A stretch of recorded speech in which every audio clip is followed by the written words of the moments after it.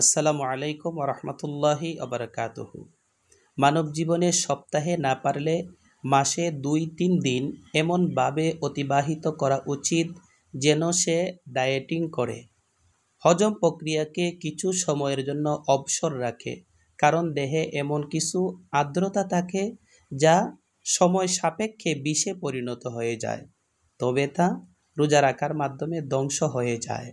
আসুন আমরা মহররম মাসে 2টি রোজা রাখার নিয়ত করি।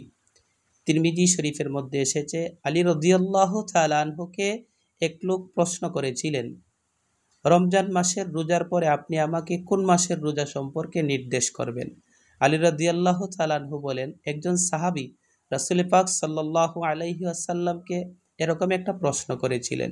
রাসূল পাক সাল্লাল্লাহু আলাইহি ওয়াসাল্লাম জবাবে বলেছিলেন, তুমি যদি রমজান মাসের রোজার পরে অন্য কোনো মাসে রোজা রাখতে চাও তাহলে মহররম মাসে রোজা রাখো, কারণ মহররম মাস আল্লাহর মাস।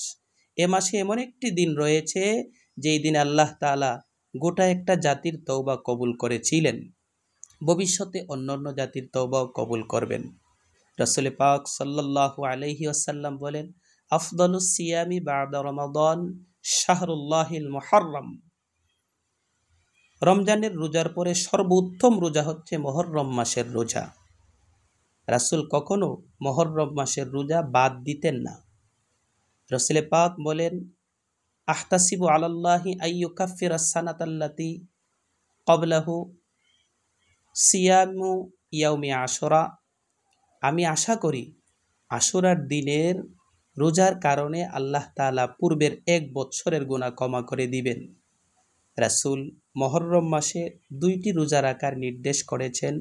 আসুন আমরা আগামী মঙ্গলবার, বুধবার রাসূল পাক সাল্লাল্লাহু আলাইহি ওয়াসাল্লামের হাদিসের উপরে আমল করার নিয়তে 2টি রোজা রাখার চেষ্টা করি।